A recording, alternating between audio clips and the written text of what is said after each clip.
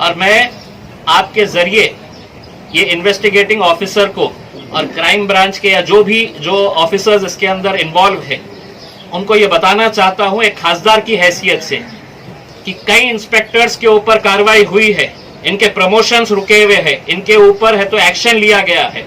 और मैं आपको साफ तरीके से ये बता रहा हूं कि इम्तियाज जलील आपको किसी सूरत के अंदर नहीं छोड़ेगा। देखिए भिवंडी एक्सप्रेस की खास खबर। भिवंडी एमआईएम अध्यक्ष के लिए राहत भरी खबर। पार्टी आई मदद के लिए सामने। एमआईएम पार्टी की ओर से भिवंडी पहुंचे सांसद इम्तियाज जलील। भिवंडी एमआईएम अध्यक्ष मोहम्मद खालिद गुड्डू, जिन्हें 25 सितंबर को पुलिस ने रंगे हाथ 1 लाख रुपए फिरौती की रकम के साथ गिरफ्तार किया था, जिसके बाद से भिवंडी एमआईएम अध्यक्ष खालिद गुड्डू के सर पर जैसे संकट के बादल मंडराने लगे। देखते ही देखते एक के बाद एक लगातार तकरीबन 7 एफआईआर अलग अलग पुलिस स्टेशनों में उनके खिलाफ दर्ज हो गई। मालूम हो कि इस पूरे मामले को आज 20 दिन पूरे हो चुके हैं और आज औरंगाबाद के एमआईएम सांसद इम्तियाज जलील ने आज भिवंडी आकर भिवंडी एमआईएम अध्यक्ष खालिद गुड्डू के कार्यालय पर एक प्रेस कॉन्फ्रेंस का आयोजन कर कहा कि ये पूरी साजिश के पीछे एक राजनीतिक खेल खेला जा रहा है और इसका इस्तेमाल पुलिस डिपार्टमेंट को किया जा रहा है। उन्होंने राजनीतिक के मतलब को साफ करते हुए कहा कि राजनीतिक का मतलब है कि राष्ट्रवादी का एक मंत्री इसमें पूरी तरह से इन्वॉल्व है और समाजवादी पार्टी के लीडर भी इसके अंदर शामिल है। एमआईएम सांसद इम्तियाज जलील ने और क्या कहा, देखिए भिवंडी एक्सप्रेस की इस विशेष रिपोर्ट में। इलेक्शन के दौरान खालिद गुड्डू साहब मजलिस इत्तेहादुल मुस्लिमीन के अंदर शामिल हुए। उन्होंने हमारे टिकट के ऊपर यहाँ से इलेक्शन लड़े और तकरीबन 45,000 वोट उन्हें यहाँ से मिले, जो यकीनन एक बहुत अच्छा वोट कह सकते हैं कैंडिडेट के लिए भी, पार्टी के लिए भी। और यकीनन इतने सारे वोट लेने के बाद हमको एक बात तो समझ में आई थी कि यहाँ की आवाम एमआईएम से मोहब्बत करती है, एमआईएम को पसंद करती है, इसीलिए लोगों ने दिल खोल कर वोट दिया। जीता हारा कौन है ये अलग बात है उसमें, लेकिन आज हम 45,000 लोगों की नुमाइंदगी यहाँ पर खालिद गुड्डू साहब कर रहे हैं। हारने के बाद भी अगर आज वो लोगों के बीच में बैठकर लोगों का काम कर रहे हैं तो यकीनन हमको एक बात समझ में आती है कि राजनीति के अंदर दुश्मन होते हैं, एक दूसरे को नीचे खींचने की साजिशें चलते रहती है, षड्यंत्र चलते रहते हैं।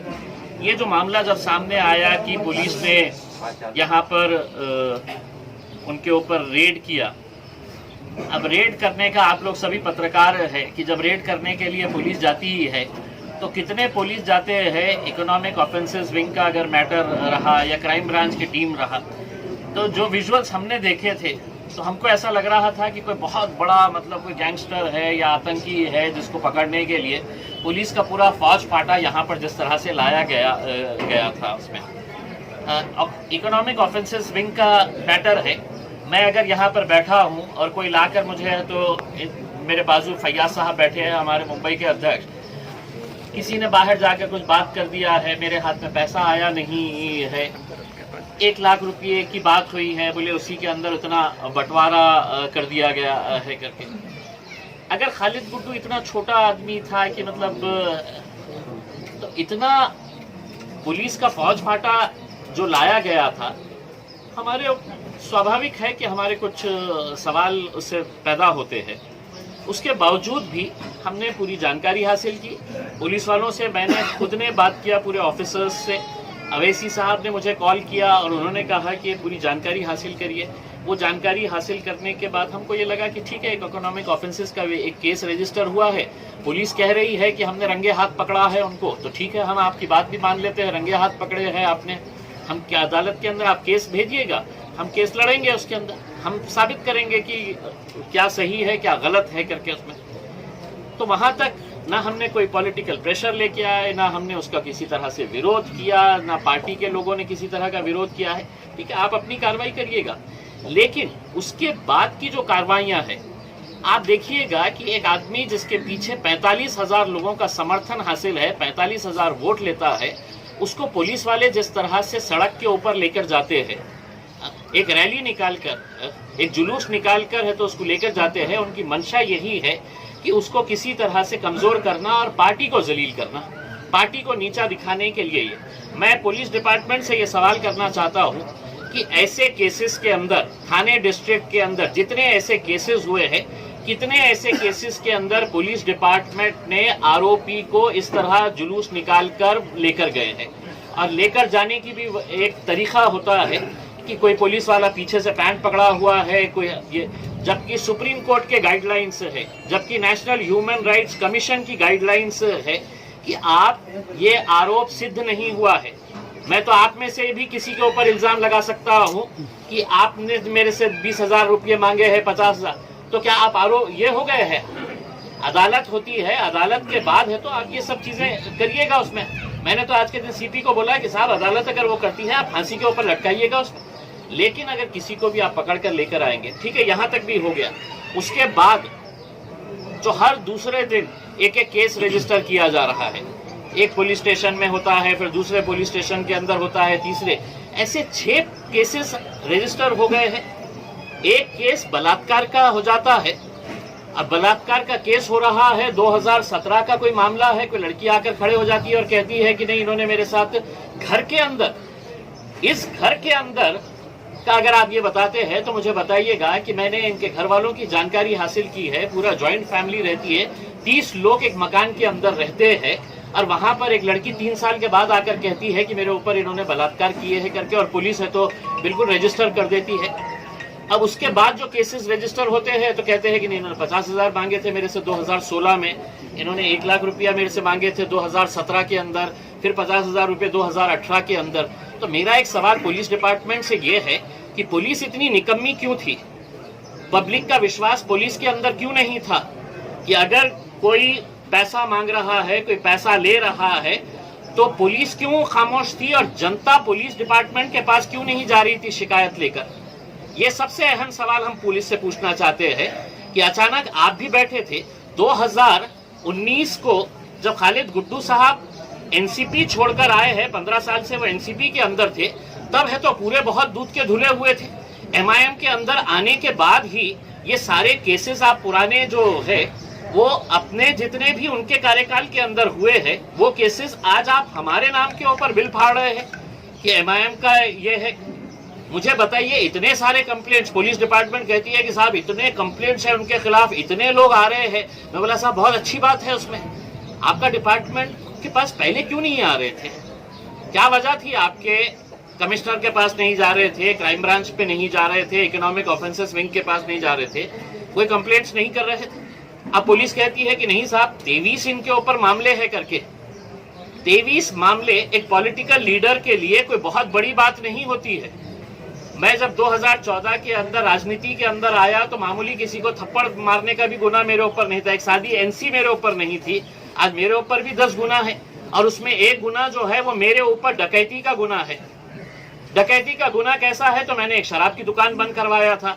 शराब की दुकान वाले ने है तो पुलिस के अंदर शिकायत दर्ज करवाई कि मेरे गले में से 235 रुपये गायब हो गए हैं, तो डकैती का केस के। तो हमने तो पुलिस वालों को कहा था कि आप करिए, ऐसे ऐसे केसेस करिए, हम अदालत में लड़ेंगे करके। अगर आप ये समझ रहे हैं कि आप दबाएंगे, आप किसी तरह से जितने भी हमारे मजलिस के फॉलोअर्स हैं उनको आप कमज़ोर करने की कोशिश करेंगे, तो हम लड़ाई लड़ने के लिए तैयार हैं। हम सिर्फ पुलिस डिपार्टमेंट से ये सवाल करना चाह रहे हैं, 2016 के अंदर अगर किसी ने पैसा मांगा था तो उसने शिकायत लेकर आया क्यों नहीं था? पुलिस इतनी निकम्मी क्यों थी?